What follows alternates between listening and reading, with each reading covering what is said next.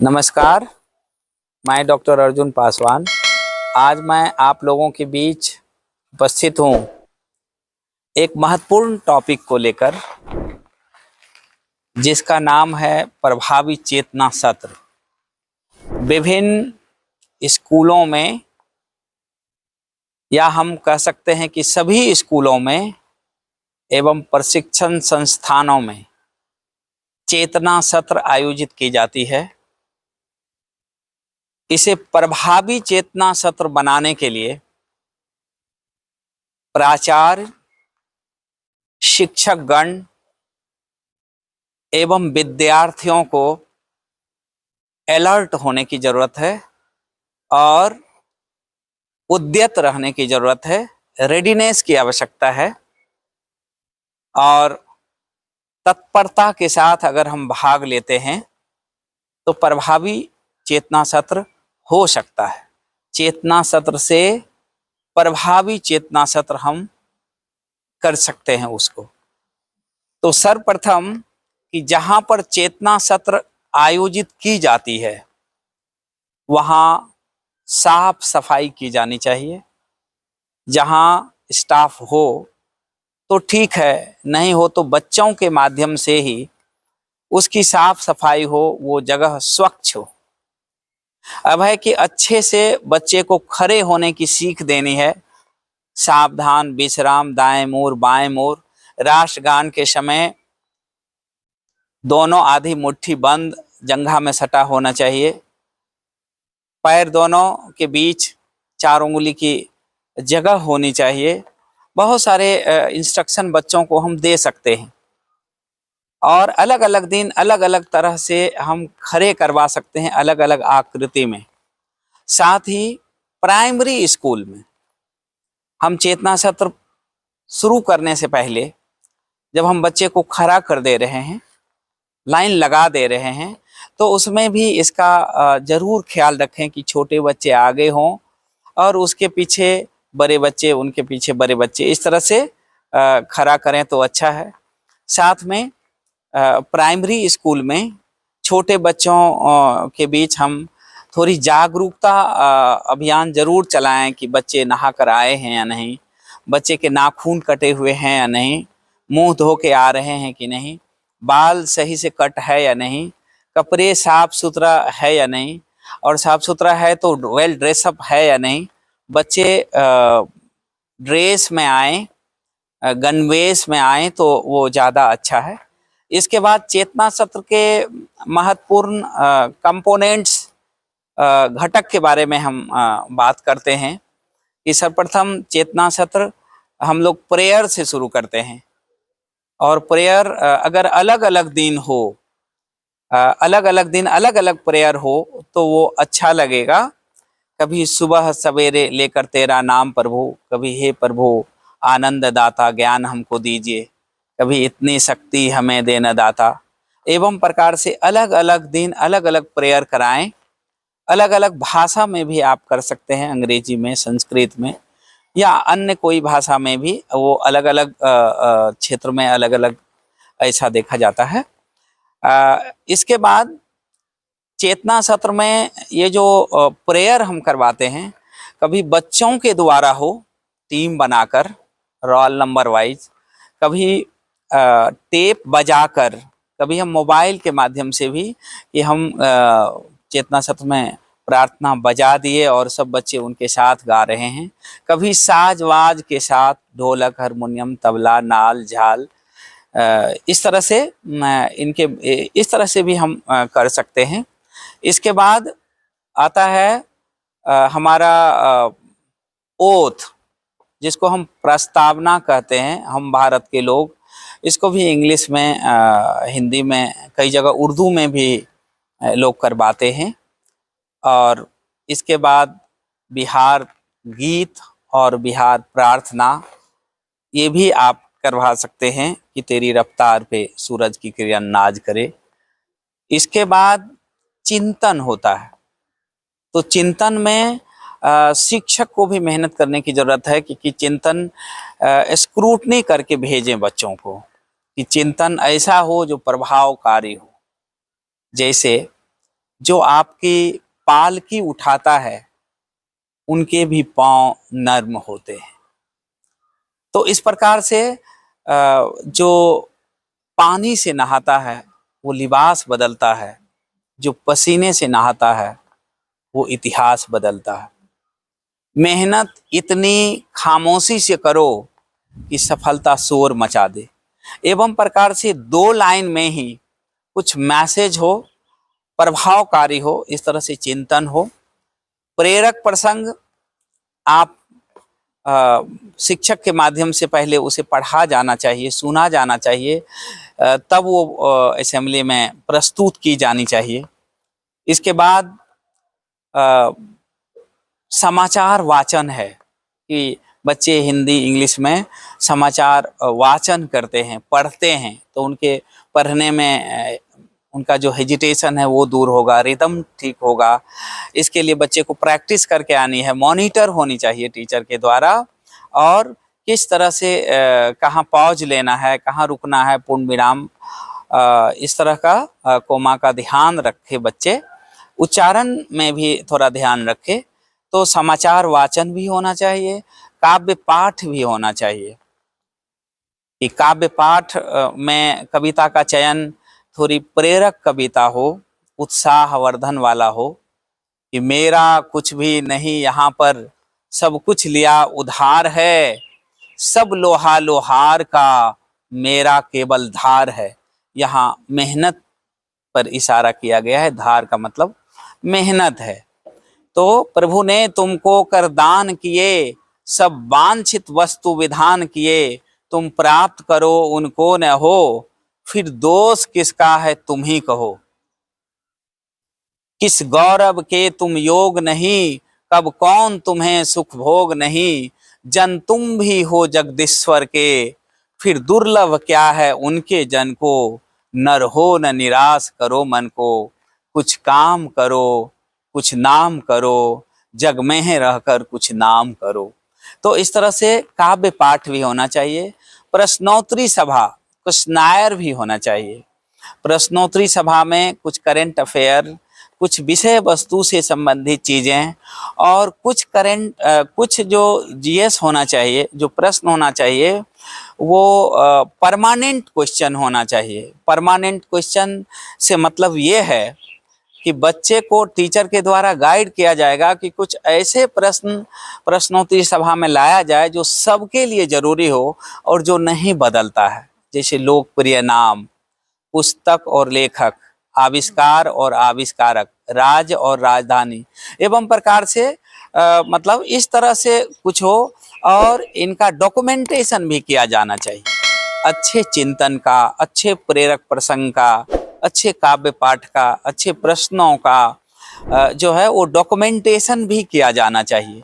और डॉक्यूमेंटेशन इस तरह से किया जाना चाहिए कि सप्ताह में बेस्ट क्या आया चेतना सत्र में, और जो प्रश्न आपके द्वारा लाया जाता है तो उसको महीने में एक बार जरूर से बेस्ट क्वेश्चन तैयार करके, और फिर ऐसे जगहों पर उसे प्रिंट करके या हाथ से लिख के कर ही टांग देना चाहिए, ताकि जहां बच्चे इकट्ठा होते हैं टिफिन के बाद या वॉशरूम के पहले के आसपास, या फिर जो रिसेस होता है उसमें, जहां बच्चे इकट्ठा होते हैं वहां पर वो रहे, तो रुचि रखने वाले बच्चे उन सब क्वेश्चनों को उल्टा के देख सकेंगे। और एवं प्रकार से आप इसको दीवार में कांटी ठोक कर ऐसे प्रश्नों को, प्रेरक प्रसंग को, चिंतन को इस तरह से आप टांग देंगे, लटका देंगे, तो क्या होगा कि ये एक वॉल मैगजीन का रूप ले लेगा। वॉल मैगजीन जो दीवार में टंगा रहता है और बच्चों के लिए ओपन रहता है, ओपन फॉर ऑल, तो कोई भी लोग उसको जाकर पढ़ सकता है, लीजर समय में ज्ञानार्जन कर सकता है। आज का इतिहास ये भी शामिल किया जाना चाहिए कि आज कौन सी तारीख है और इस तारीख में पहले बीते समय में कौन सी घटनाएं हुई। कुछ मतलब जो है पोस्टर प्रतियोगिता भी होना चाहिए कि आज पृथ्वी दिवस है, आज महिला दिवस है, आज साक्षरता दिवस है। तो एवं प्रकार से जो विभिन्न दिवस हैं, जो जन्म तिथियां हैं, जो राष्ट्रीय पर्व है, तो इस तरह से उस पर कुछ पेंटिंग बना के बच्चे लाएं, पोस्टर लाएं, सबको दिखाएं। तो इससे क्या होगा कि आर्ट एंड क्राफ्ट में बच्चे, ड्राइंग में बच्चे अच्छे कर पाएंगे और समय समय पर उसको होमवर्क भी मिलता रहेगा और उनकी कलाकृति भी सामने आएगी। तो प्रार्थना से लेकर, चिंतन से लेकर, प्रेरक प्रसंग से लेकर और बच्चों के द्वारा सुविचार भी दिया जाना चाहिए। सुविचार में शिक्षकों की मदद बहुत जरूरी होगी, अहम हो जाएगा कि या तो शिक्षाविद है जैसे औरोबिंदो है, रविन्द्रनाथ टैगोर है, गांधी जी हैं, अम्बेडकर हैं, सर्वपल्ली राधाकृष्णन है, मेरिया मोंटेसरी हैं, जॉन हॉट हैं, अरस्तु है, प्लेटो है, सुकरात है, रूसो है। तो शिक्षाविद को ले लेंगे तो उस पर बच्चे अपना मतलब जो है उनकी जीवनी के बारे में दे सकते हैं। या शिक्षक के द्वारा भी कुछ प्रेरक बातें कही जा सकती है जो शिक्षक पढ़ते रहते हैं। कोई धार्मिक ग्रंथ पढ़ते हैं, कोई ऐतिहासिक पढ़ते हैं, ग्रंथ पढ़ते रहते हैं या उपन्यास पढ़ते हैं। जो भी शिक्षक जो पढ़ने वाले हैं उनको जो किसी ग्रंथ में कोई अच्छी चीज़ मिली है तो उनका भी जिक्र अगर प्रेरक है तो वो इसमें कर सकते हैं। इसके बाद बच्चों में ये भी बात एक इनोवेटिव होगा कहना कि किसी भी बच्चे को शिक्षक के टीम के द्वारा माइक पर लाया जाएगा और उनसे कहा जाएगा कि आप 2 मुहावरा बोलिए। तो सभी बच्चे 2, 4, 10 मुहावरा याद करके रखेंगे। ये एक टैक्ट है, ये एक टेक्निक है कि किसी भी बच्चे को हम बुला सकते हैं। तो इससे क्या होगा कि लर्निंग ज़्यादा होगा। जितने बच्चे होंगे सब बच्चे कुछ ना कुछ याद करके लाएंगे। अंग्रेजी में ही प्रोवर्ब्स है ना। तो इस तरह से मुहावरा है, आइडियम एंड फ्रेजेज है। तो इसको किसी भी बच्चे को 2 बोलना है तो वो सब बच्चे 2, 4, 10 याद करके लाएंगे कि यूनिटी इज स्ट्रेंथ, है ना, honesty is the best policy, अब a bird in hand is better than 2 in the bush. तो इस तरह से मुहावरा हर बच्चों को हिंदी अंग्रेजी में किसी भी बच्चे को हम माइक पर ला सकते हैं। इस टेक्ट को अपनाया जाएगा तो सब बच्चे अच्छा से याद करके लाएंगे। और कई बार इस तरह से देखा जाता है कि हम ग्रामीण स्तर में कुछ अच्छी कहावतें हैं, किंवदंतियां हैं, कुछ पहेलियां हैं, उसको भी हम शामिल कर सकते हैं। जैसे काली गाय चरती है, चरते चरते मर गई, छुरी निकालते जी गई। पेंसिल के बारे में ये कहा गया। देहात में गांव घर में कृषक लोग कृषि करते हैं। एक कहा गया है, पहेली है कि कन्या ओहार में खोपा बहार में। ये मकई के बारे में कहा गया। तो एवं प्रकार से कुछ गांव घर में जो प्रसिद्ध चीजें हैं, जो किंवदंतियां हैं, उसको भी हम शामिल कर सकते हैं। और प्रभावी चेतना सत्र, इनोवेटिव चेतना सत्र बनाने के लिए आप कई नुस्खे अपना सकते हैं। कई बार आप जो है प्रेयर में सभी साजबाज के साथ, कभी माइक के साथ, कभी बच्चों के टीम के द्वारा, कभी शिक्षक के सहयोग से, इस तरह से और मतलब जितने भी चीज हम प्रेरक चेतना सत्र में करते हैं उसका डॉक्यूमेंटेशन भी अगर हम करेंगे तो वो बहुत ही अच्छा होगा। ऐसा भी हम कर सकते हैं कि पूरे विश्व के लिए क्या जरूरी है, कौन सी पॉलिसी आई है, उस पर भी शिक्षकों का करेंट अफेयर के रूप में वाचन हो सकता है, उनके द्वारा अभिभाषण हो सकता है, उनके द्वारा लेक्चर हो सकता है। संस्थान में क्या परिवर्तन होने वाला है, कौन सी चीज़ें, कुछ नोटिस है, सूचना है, अवार्ड है, पुरस्कार है, घोषणा है, इन सब चीज़ों के बारे में भी असेंबली में हम चर्चा कर सकते हैं। और असेंबली में लास्ट में जो है हम राष्ट्रगीत और राष्ट्रगान, तो वंदे मातरम और जनगण मन भी से हम अंत करते हैं। और अगर बहुत कंपोनेंट हो जा रहा है तो कंपोनेंट की संख्या को हम बदल बदल कर करेंगे। ऐसा नहीं, हमको लगता है कि 20 मिनट एक स्टैंडर्ड समय माना जाता है, 20 मिनट एक स्टैंडर्ड समय माना जाता है चेतना सत्र के लिए। तो हम 20 मिनट में बांध दें, कुछ चीज़ों को छोड़ दें और आवश्यक चीज़ों को हम मतलब उसमें शामिल कर दें। तो इस तरह से हम कह सकते हैं कि हम समय का भी ख्याल रखें। ये नहीं कि एक ही दिन बहुत सारे कंपोनेंट को शामिल कर दिए और फिर दूसरे दिन ऊब गए। विकास के लिए ठोस कदम उठाए गए, कदम इतने ठोस थे कि उठे ही नहीं। तो हमें ऐसा नहीं करना चाहिए। तो चेतना सत्र हमारे लिए ज्ञानार्जन का प्रथम सत्र होता है दिन का, और उसको प्रभावी बनाने के लिए प्राचार्य सहित सभी शिक्षकगण एवं विद्यार्थियों की ससमय उपस्थिति सुनिश्चित की जानी चाहिए और स्ट्रिक्टली इसे फॉलो किया जाना चाहिए। तब चेतना सत्र जो है वो प्रभावी होगा। जगह भी हम बदल सकते हैं। ठंडे के मौसम में आप बाहर भी करा सकते हैं, गर्मी के मौसम में जहाँ छाया है पेड़ के नीचे भी करा सकते हैं, हॉल में भी करा सकते हैं, अलग अलग तरीके से खड़ा कर सकते हैं। विसर्जित करने का भी उसका तरीका जो है वो डिस्पर्स करने का भी आपका अलग अलग हो सकता है। तो इस तरह से अगर ठंडी का मौसम है तो उसमें आप ये भी कर सकते हैं कि बच्चे को एक कुछ माइनर एक्सरसाइज भी करा सकते हैं, हाथ का, पैर का, शरीर का माइनर कुछ जंप करा सकते हैं, जॉगिंग करा सकते हैं। तो माइनर एक्सरसाइज भी करा सकते हैं, वार्म अप भी करवा सकते हैं बच्चों को, ताकि ठंड का असर बच्चों में कम पड़े।